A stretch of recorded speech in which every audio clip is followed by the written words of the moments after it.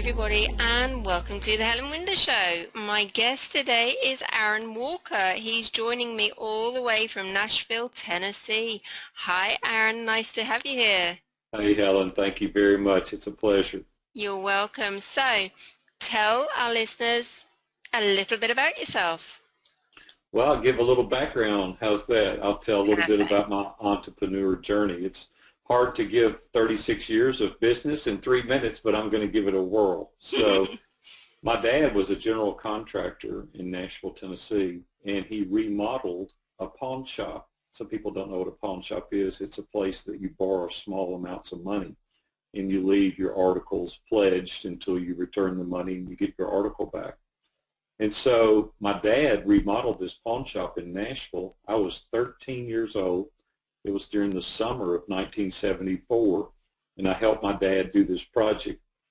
Now, Helen, I want the audience to understand, I know exactly what it means to come from very humble beginnings. You know, my dad probably never made over $15,000 a year in his life. We lived in an 800 square foot house. There were 4 children. I know all about being poor, and so it gives me a great appreciation for what little bit I have now. Mm-hmm. But in the summer, I asked the owner of the pawn shop if he needed any help. I told him I could work after school and I could work on Saturdays. And the interview took about a minute, and he said, "You're hired." And so at 13 years old, I started working on Saturdays and the afternoons. And Helen, I fell in love with that business. The people, the relationships that I was able to build at such an early age, I just grew to appreciate that business so much. Mm-hmm. And at 15 years old, in the 10th grade, I decided that was what I was going to do for a profession.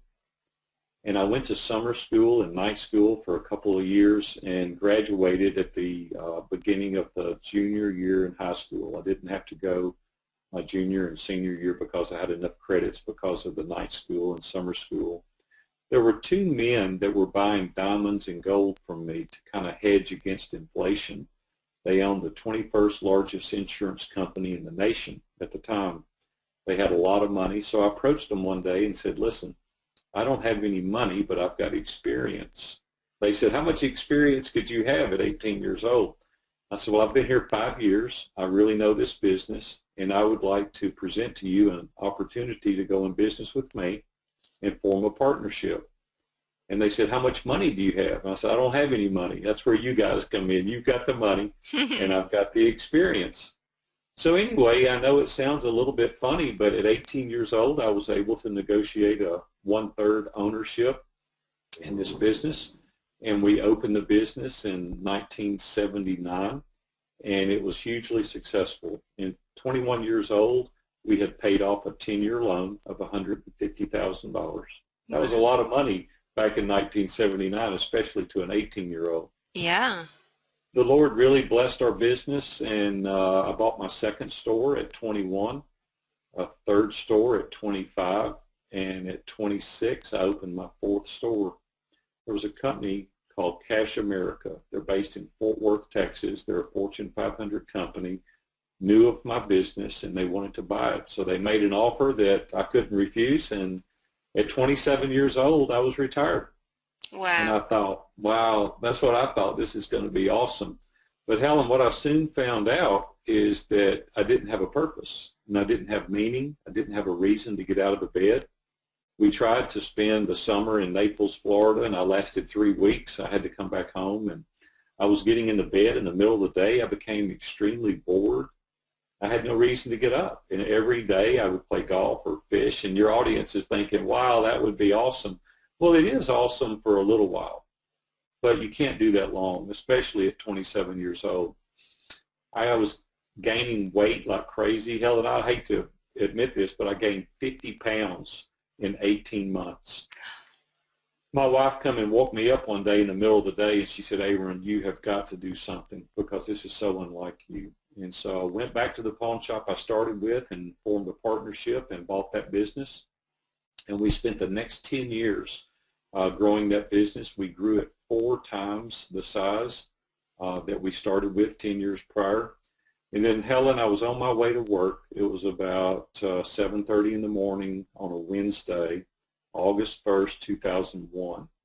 And I had a horrific automobile accident. A pedestrian was crossing the street. He didn't see me.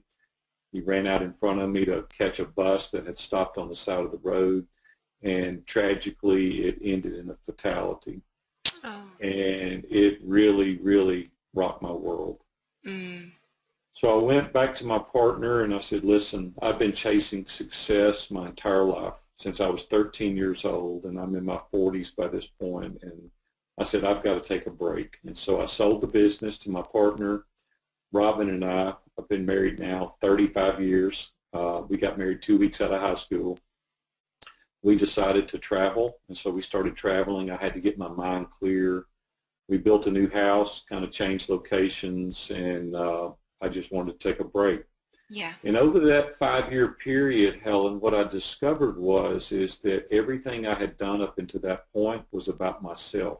Mm-hmm. I was so self-absorbed. I was chasing more stores. I had a house in the mountains, and then we sold it and bought one on the beach, and cars, and it was like good stuff, but it was nothing about anybody else but myself. I had no significance. And so that's where the whole trajectory of my life changed. And I thought, I'm going to live the second half of my life pouring into others, helping others obtain and achieve the things that they want. And after 5 years, my wife said, okay, your break's over. You got to do something else. And I went into the construction business. For 8 years, we built high-end residence and small commercial. We took that business to #1 builder 3 consecutive years in Middle Tennessee. Very successful. And then at 50 years old, I retired. And for the third and final time, I thought, and that's what's turned into my profession now. It's called View from the Top. And I coach men each and every day. I lead mastermind groups.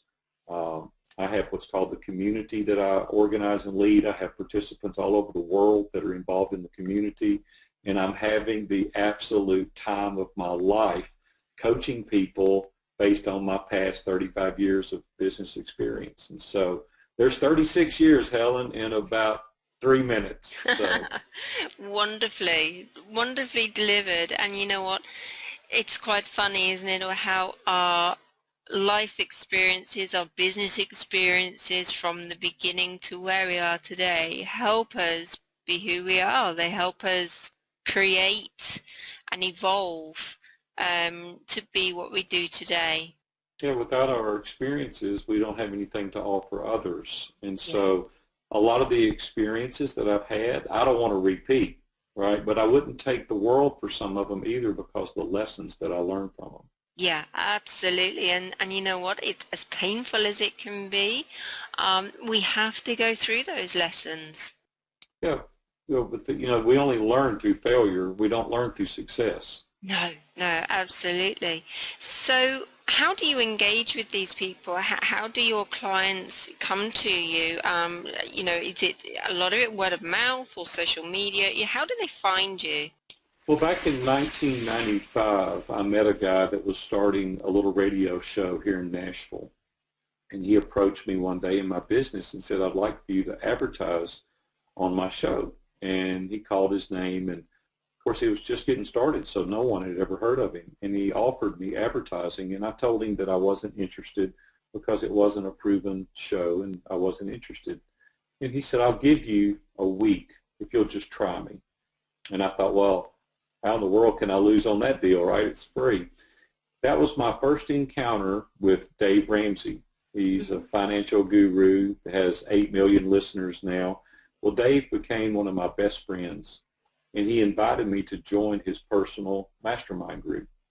And so I joined his mastermind group with guys like Ken Abraham.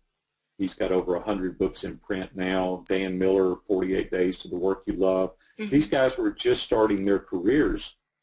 And so I got to be involved, and I got to see how they market their business, how they promote it. And that's how I do my clients now, is through social media, on Twitter, Facebook, LinkedIn. I write blog posts regularly, and as a direct result of that, each and every one of my clients come.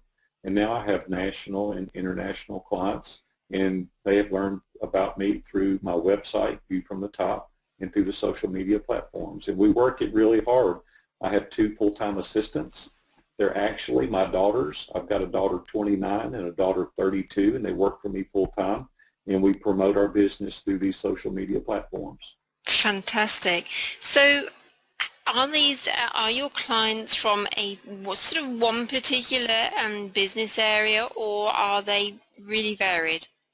They're varied, but for the most part, I deal with entrepreneurs because that's what I've been since I was 18 years old. Yeah. And we do have corporate executives, but entrepreneurs think a little bit differently. And most of the time, my clients own businesses that range from $500,000 to $15 million in gross revenue.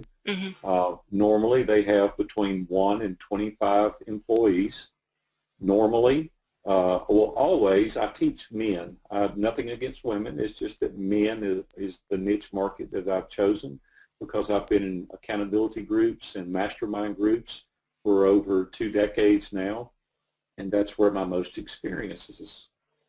So that's where I choose to coach. And so that is kind of the niche market that I've narrowed in on. My clients range from 25 to 55 years old. That's kind of my avatar. Yeah. So what would be the benefits? How would they benefit from engaging with you? What can you deliver for them? Well, for me, as I said earlier in giving a little bit of my background, there is nothing wrong with success at all. I teach people how to be successful. I help people make a lot of money.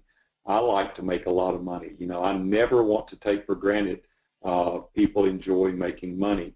But the flip side of that coin is we forget to be significant. We forget to look outward. Everything is centralized around our personal desires. And I'd like to break down just a little bit, if you would allow me to, kind of what success even means. And I know it means something different to me than it would to you, for example, Yeah. it would to others. But for me, success means having financial freedom and stability, being able to control my own calendar. I can decide each day what I want to do. Another area of success for me is having an engaging family. I'm all about family, and I teach men you can succeed at work, but don't do it at the expense of casting your family aside. Yeah. And you'll come home one day, if you're not careful, you will have a lot of money, but you'll be alone. Yeah. If you're not alone physically, you'll be alone emotionally because the wife will be at home raising your children. Your children won't know you because you've not been to any of their ball practices, any of their games, any of the Brownie, Girl Scout, Cub Scout activities, and your family's not going to know you. And so I teach people success for me is having that engaging family and meaningful relationships. A couple of the other things for me is having a clear conscience. I want to be able to lay down at night and know I haven't cheated anybody, taken advantage of anybody. I want to learn to have good health. I told you earlier that I gained 50 pounds, and I want to learn to take care of myself. I'll happily report to you after 35 years of marriage, I lost some weight recently, and I weigh the same today as I did when I was 19 years old when I got married. And so I want to take care of myself. I want to be able to play with the grandchildren and have fun. So success for me is taking care of yourself. Yeah.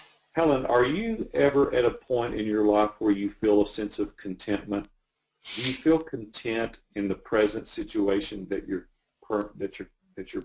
at right now? I don't think I've ever experienced that moment of contentment. Well, that's what I can teach people, because I know when I first started out in the pawn shop business, I made $1.70 an hour. And I thought, if I can ever get to $2, I'll be hitting a home run. And then when I went out on my own, I said, if I can make $50,000 a year, man, that will be great. My life will be different. I can coast. It will be good. Then I said, I'm making $50,000. That's not happening. And I said, you know what? If I can make $100,000, my life will be so good. I can put money in savings. I can pay my house off. And then when I made $100,000, I thought, this is not really feeling like I thought it was going to. And I said, oh, I know what it is. I just need to make 150,000. Well, I kept doing that. And if I can just get one more store instead of one store, I can have two, my life then will be better. And you can see the process that we do. We keep moving the bar. We keep saying, my life will be good when I get over there, when I have this, when I make that much money. And we forget to enjoy the now.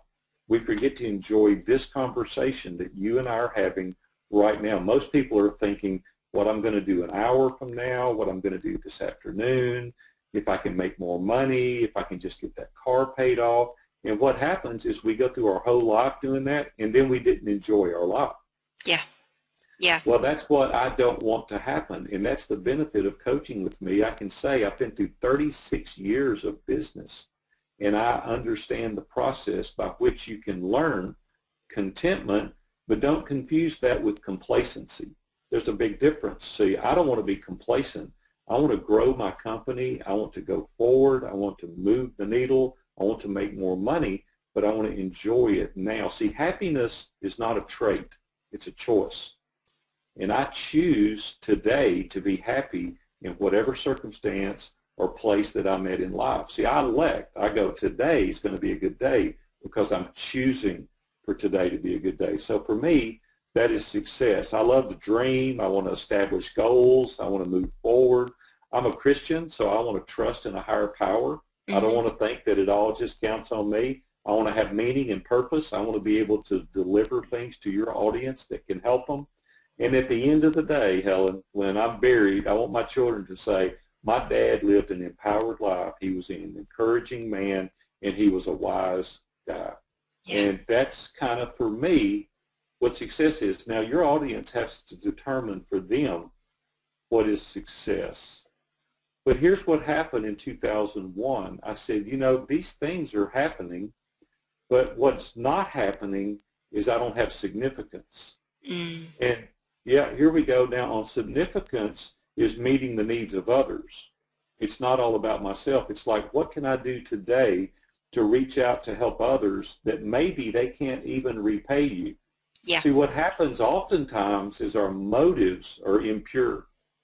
It's like, I'm going to do that, but I'm only going to do it because they can help me. Have you ever been in a situation like that, Helen, where your thoughts are like, I'm going to do this, and they're going to repay me, so our motives are impure as a direct result of doing that?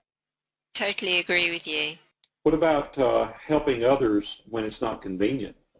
See, because we're all busy, right? We have things that we need to do, and we say, I can't do it now, I'll do it later. What about providing above and beyond the expected amount or the minimal requirements in helping other people move their life forward? What about giving out of obedience rather than out of compulsion? What about people say to me, well, if I had your kind of money, I would give it away too. Well, see, that's people saying that you should, and I don't want to live a life of I should. I want to live a life I can and I want to. Yeah. And that's what I want to do. And then I want to learn to place my personal wants and desires aside for the benefit of others. I want to deprive myself so that I can help others. And I want to delay my personal gratification for the greater good of others. And that's where now I'm trying to help people to get to. And you ask the question, how would you benefit others? I can teach you to be successful, and I can teach you to be significant simultaneously. You don't have to choose between the two. You can do both. Yeah, absolutely. I love the sound of that one. Yeah, so that's what we do each and every day, and that's the benefit of having experience. That's the benefit of having owned 8 businesses. That's the benefit of having sold to Fortune 500 companies. And let me tell you something. I'm no saint, and I have done some things really wrong. And I don't want you to do the things that I've done wrong. And I put guardrails up. I help you establish boundaries. I help you see the road that's been traveled already, and you've not been down it. And I can say, look out, because there's a sharp curve at the end of this. Yeah. And you just need to be mindful of the way you're going. Yeah, I love it. And, you know, I think we think along the same wavelength, because what I'm doing with the show, I'm helping people, and that's what I'm about. You know what we do each and every day when we're coaching is we take you through a personal assessment. See, we really have to discover who we are as individuals. Yeah. And most people don't take time to look at that. And through my mastermind groups, I have discovered that there's great wisdom in the counsel of the multitudes, right? Go to other people, ask them questions, have a mastermind group, have an accountability group, have people that you trust. And I developed what's called a personal assessment. Once you go through and answer these 30 or 40 questions, you have a better understanding of your identity and your ideals, your career, your relationships, your faith, family, things that are really important to you, you discover through this. Yeah. And then, Helen, what Robin and I have done our entire life is we've sat on the front porch and we've designed a life of intentionality. We've said, these are the things that are important. These are the trade-offs that we're going to have to forego in order to have the life that we want. And these are the lifelong ambitions. These are the goals. This is how we want to include our children. These are the things we want to do alone. And I wrote a document called What Do I Want? And in that, we ask specific questions like, Helen, if you had the opportunity to get up tomorrow, there were no financial limitations or restrictions. There were no geographic boundaries. What would you do with your life tomorrow? Well, most people can't answer that question because they're living a life being reactive and not proactive. Yeah. Then I've developed steps to a productive day. Once you learn what and who you are, once you learn what you want, I've developed a system called Steps to a Productive Day that you can implement daily. You start out early with your day. These are the 25 things that you need to do in order to have a successful, productive day. And all that is now is a compilation of successful days, make a successful life. And here's what I want to do. I'm going to give it to your audience, not sell it. I'm going to give it to you. So I've created a landing page called viewfromthetop.com/The Helen Wilder Show. And if you'll go there, I've made each of these documents free, no charge. Take them. Hope they're a catalyst to making you have a productive life, help you establish what you want, help you understand who you are. That is absolutely amazing. Thank you so much. What I'll also do is put a link on your interview page so that if people didn't quite make a note of that, then they can pop over there and click away. That'll be awesome. Helen, have you had a mastermind group? Do you participate in mastermind groups or a group of people that help encourage you and guide you? Are you familiar with the accountability or mastermind groups? Absolutely, I certainly have, and I've also run a few myself, and the power and that you can build from that and what you go away with, they are, I think, vital, because when you're in business, quite often you start out, you don't have anybody else around you, and it can be a little bit lonely. Yeah, but don't you find these groups invaluable in being Absolutely. Information, guidance, direction? You expose yourself Yeah. to the scrutiny of the group, and you're very transparent and honest. Man, I so love these groups because that's probably made the single most impact in my success, is because all the decisions that are made are collective. Yeah. With great minds, rather than me being set aside alone trying to make a decision that I don't have all the experience and diversity that I need to make educated decisions. And so I was just curious to what your thoughts were on mastermind groups. I think they're very powerful, because we all have our own experiences in business, and to be able to bounce those off and share them, I personally would recommend them to anybody. Yeah, they're awesome. And accountability groups, I have 3 men that I meet with every Thursday morning at 6 a.m. We go to Panera Bread and we have coffee and breakfast, and we break down the very private things that happen in each of our lives. And here's what's funny is, everybody thinks, well, I would never do that. I would never share my personal. Well, you know what? There's people that love you and care for you and want good for you, and it takes time to develop those relationships. But when people can come around you and say, are you meeting your goals? Are you treating your spouse fairly? Are you working too much? Are you treating your children well? Oh my goodness, it just makes us live such an incredible life when we have people in our lives that will call us out when we're wrong. There was one of my accountability partners called me on a Saturday morning. I was at Ace Hardware picking up something, and I looked at my phone and saw his name, James, and I thought, well, this is unusual because we don't talk to each other on the weekends, just through the week. Must be something wrong. And I answered the phone. He said, Aaron, this is James. And I said, yeah, James. He said, do you have a minute? And I said, absolutely. I said, let me walk out to the parking lot. And he said, well, this morning I was thinking about you, and in my quiet time I was praying for you, and the Lord gave me a word for you. And I thought, wow, this is going to be good because James is such a great guy. And he said, you're worrying everybody to death that you're around. And I sat there, Helen, I started laughing. And I said, what? He goes, you're worrying the crap out of everybody around you. And I just sat there, and then I got mad. I said, what are you talking about? He said, well, this little deal that you've been dealing with now for a couple of months, he said, you just keep talking about it. People are tired of hearing about it, and you need to get over it. He said, it tells us in the Bible to take the chains from around your neck and move on. And he said, today it's time you were moving on. He said, I got to go. I'll see you. And he hung up. Helen, I was so mad. I was standing in the parking lot of that hardware store, and I didn't know what to do. And then I thought, you know what? He cares about me enough to tell me the truth. And you know what? He's right. Today is the day I need to move on. I need to set this tough thing down that I've been dealing with that I can't get over, and I need to move on. And it changed my life. I was able to put it down, and I was able to move on. See, what happens if we don't have people like that? We get mired up in the mud, right, and we get no traction, and we can't go forward. We need people pushing us, and we need people pulling us, and we need people locking arms with us and bringing us to the next level. And when you don't have accountability and you don't have mastermind groups, we're all alone, and that's a pretty sad place to be when we don't have inspiration. Hope. Absolutely. Thought I'd mention these groups, man, because they've been so important to me.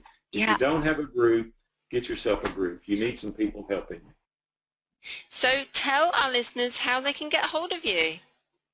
Well, that would be great. I would love to interact with your audience. Viewfromthetop.com. People ask me, why is it view from the top? I said, because nobody wants a view from the bottom, right? We all want the view from the top. You can go there. My Twitter is @BFTCoach. My email is Aaron, AARON, @viewfromthetop.com.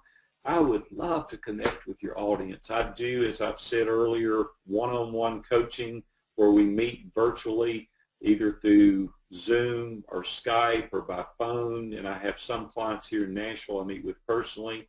I have Iron Sharpens Iron mastermind groups where we come together in a video conference room each and every week at a designated hour. There are 10 men in the group where we encourage, empower, we take people to the next level. And then the most amazing community we have started. You can go there, viewfromthetop.com, and click on Join the Community. It's $37 a month, and you get me coaching 45 minutes a week on a live webinar. You can interact, ask questions. We have a forum that people are communicating in that I can't even keep up with all the questions, the relationships, national and international members involved in it. We're having the time of our life in the community. So if you'd like to participate in that, we'd love to have you, and I would love to talk to you. If you need me for any reason, please reach out. Fantastic. So just to remind everybody of your website, viewfromthetop.com, as simple as that. Helen, thank you for having me on. It's been an honor and a privilege, and hopefully we can come back on at some other point and maybe talk about some other important topics that each and every one of us deal with on a daily basis. You are more than welcome. Thank you so much for taking the time to join me, and absolutely, we'll certainly be back with something else for our listeners, won't we? Thanks, Helen. I appreciate it. Have a great day. And you too. And thank you also to my listeners for joining us today. You can catch up with this interview with Aaron and all my other guests at my website, www.thehelenwindershow.com. I'll speak to you all very soon. Bye for now.